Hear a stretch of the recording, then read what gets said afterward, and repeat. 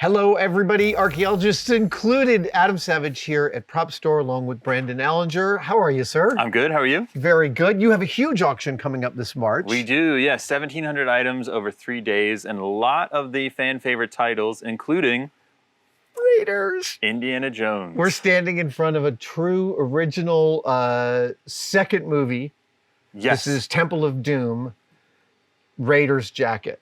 Yes, this is actually a stunt performance jacket. Yeah. So there's a Bermans and Nathan's tag in the back that says Vic Armstrong, Raiders 2. Vic Armstrong, stuntman for Raiders. Yes, yeah. So he doubled Harrison Ford on the first movie, and then I think he became the primary double on the second movie and carried on through the third movie. He also doubled Christopher Reeve in Superman, and today he's a big second unit director. He does second unit on all the big action films. So is it Vic that's underneath the truck in original Raiders? That was Terry Leonard. That's Terry Leonard, right? American Okay, I will stuntman. get these guys. Vic in Raiders dove out of the Hawaii temple holding the idol, I believe. Got it. Yeah, so you got to get the gags right. But I think in Temple of Doom, Vic actually did a ton because there's a story, if you read the making of Temple of Doom, Harrison Ford hurt his back and had to be flown back to the U.S. to have back surgery. Whoa. And they basically said, what are we going to do? This is a major thing for the production. And Spielberg said, I'll keep shooting with Vic as my double. And so Vic did a lot, all the big fight with the big thuggy guard in the caves, that's all Vic while Ford is injured. Crazy. Yeah. Yeah. Now, being a stunt performer's jacket, it's not like it was made to vastly different specs than Harrison Ford's jacket, No, I although mean, it might have been sized slightly different. It's actually a great question. I do wonder, did they size them different, or was it just like make 6 indie jackets? Because these guys are roughly the same size. Here's one for Harrison, here's one for Vic. You know? I feel like it's a great question, and I've never asked a customer. Yeah. My guess is going to be that there are going to be key things they're going to want to make sure fit the same on size every. and- If the performer is a 39 and Harrison's a 38 regular, they may adjust a little. There's some subtle things to deal with. But the thing that I'm always surprised by, because I've met one other Raiders jacket in person, is how light they are. It is a really light leather. And speaking to that, look at the sleeve here. I mean, this is not cosmetic distressing. This is From production. It got torn up while somebody was doing a stunt in it, and they've actually gone in and I believe the lining's opened up inside. Somebody's put a patch panel, a leather patch panel behind the tear there. That must have happened likely during production. Yeah, it gotta be. But look, I mean, just when you look at that, it speaks to exactly what you're talking about. It is kind of a delicate leather. It is a delicate, and I think, if I'm going to be honest, I think all of the talk I've done over the past 20 years about the narrative that prop people and costume people put into the objects they make for a filmmaker, I think for me, that narrative begins with this coat. Really? Like, I was obsessed with this coat from the moment I saw this film. I've had a succession of worn out leather jackets in my life since then. And there's a thing to the patina of this with the scrapes that you can see the construction underneath, and the high points are all really washed out, that like deeply informs the aestheticist in me that loves weathering. It brings it to life. Yes. And it also, for us trying to research it, it's great for screen matching. So when something's covered in scratches, you can screen match it. This one, very specifically, there's a shot where they are going down in the yellow raft down the mountain after they've jettisoned from the plane. And, it's 3 stunt performers clearly from the reverse shot, and you see the back of it very well, and you can screen match all the scratches. You can tell it's that exact jacket in that shot. And we did some research. That's actually not Vic Armstrong, because that was shot here in the U.S. They got an American stunt double, I think a guy named Dean Ferrandini, if I have that correct, who I had not heard of before we started researching this, but he was the double for that stuff that they shot all up in NorCal.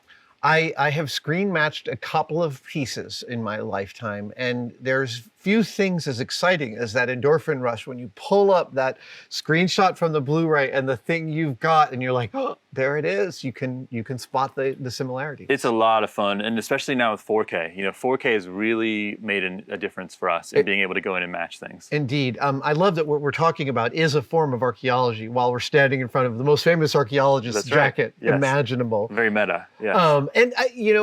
Deborah Naduman-Landis talks in every interview about how she weathered the first one with a Swiss Army knife. I think Harrison Ford's Swiss Army knife. The night before production. And there are things you and I were saying off camera. Some of the scratches feel like overly obvious. A little forced, but you don't read it that way on camera. No. Now you have a separate consignment of a separate collector of Indy's shirt Yes, here. yeah. So And this is not from the same movie. This is 2 different films, right? Okay. That's the jacket is Temple of Doom. This is a Last Crusade shirt. Okay. Interestingly, they both came out of Burns and Nathan's, which is the famous UK costume house. Much like we have Western costume here in the US, they have Burns and Nathan's. Today it's Angels. So this has got a Burns tag in the back that says Harrison Ford, Indiana Jones 3. And so that's pretty definitive that this was made for him. Definitely. For the film. Yeah, because I think actually somewhere along the way we saw a stunt shirt and it had Vic's name in it. So yes. Among the things, I don't think we've covered an Indy shirt on Tested before. I love this shirt. I love the military look of it. I particularly love these 2 weird vertical stripes. Especially, this is the first time I'm noticing, and I don't know if this is Last Crusade specific, that the stripe actually breaks the line of sewing at the bottom of the pocket. That is that's a nifty, weird, specific feature to it. Yeah, it's sitting on top of the pocket. It's interesting. I wonder if it's the same in every film. We'd have to check. We actually we have handled in the past one other shirt from Raiders. I don't think I've ever seen a Temple of Doom shirt. Yeah.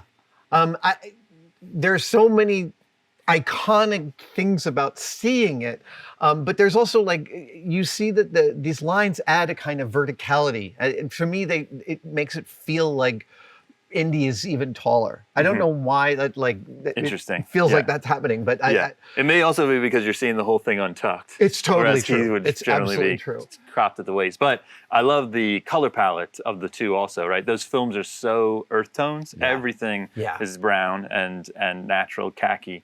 And certainly these pieces very representative of that. And again, I think of Indy as like hardened leather, like really tough. And again, these pieces are incredibly light. They're made to move and they're made to be comfortable. Yeah, and probably to work under hot studio lights. Indeed. It's I know Sean Connery on Last Crusade talked a lot about his fabrics because I think the suit they came up with was wool, and I think he's very heat sensitive. So he said, "I'm not wearing that out there in the desert. You got to make a fake version out of something light." Amazing. I remember hearing a story about Paul Newman schooling Tom Cruise on Color of Money about choosing his costume poorly. Oh, really? Yeah, because they were filming in the wintertime, and Paul Newman had this big long coat on, and Tom Cruise had this Letterman jacket, and Tom Cruise was freezing, and Newman was like, "You should have paid attention to when we were going to film this scene." That's hilarious. That's a great movie. You have one more piece from Raiders here. Yes, it's smaller, but equally fun. So this is one of the darts from the opening scene of Raiders where he's running out of the temple. This is a temple dart. The cannons are shooting on either side. So famously, when he puts the stick on the pad and the dart lands in the stick, this is one of those. Yes, and if you take a look, it's sleeved, so the tube is hollow, and then this is a big rubber arrowhead because they actually shot them at him. And just like we're talking about the screen matching the jacket, we went in 4K frame by frame through that sequence, and you see arrows that look exactly like this with that shaped arrowhead hitting his jacket as he runs out of the temple.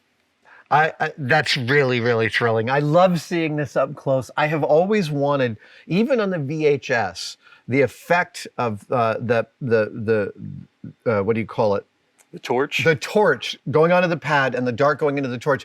Even on VHS, you can actually see one frame of the dart coming up out of the torch. Right. But it doesn't matter. It's just a simple. It still totally sells, and I've always wanted to make that torch. I'm going to take a good photo of that so I can make I've one. never seen that torch. I wonder if that still exists.